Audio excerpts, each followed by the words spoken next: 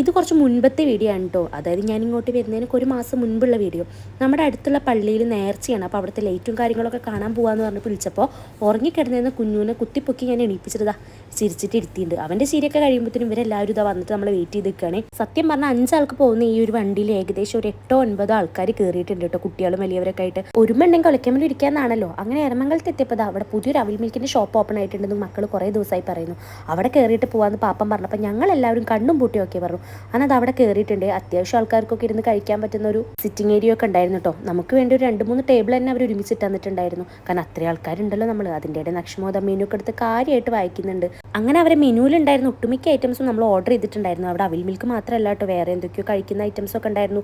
Burger, sandwich അങ്ങനത്തെയൊക്കെ. നമ്മൾ അവിൽ മിൽക്ക് മാത്രമാണ് ഓർഡർ ചെയ്തിട്ടുണ്ടായിരുന്നത്. സത്യം പറഞ്ഞാൽ ഏതൊക്കെ ഐറ്റംസ് എന്നുള്ളത് ഞാനിപ്പോൾ മറന്നു പോയിട്ടുണ്ടായിരുന്നു. Tender coconut, mango, Oreo, dark fantasy അങ്ങനെ എന്തൊക്കെ ഐറ്റംസ് ഉണ്ടായിരുന്നു. പക്ഷേ എല്ലാ ഐറ്റംസും നല്ല അടിപൊളിയായിരുന്നു കേട്ടോ. എനിക്ക് എല്ലാതും ഭയങ്കരമായിട്ട് ഇഷ്ടപ്പെട്ടിട്ടുണ്ടായിരുന്നു.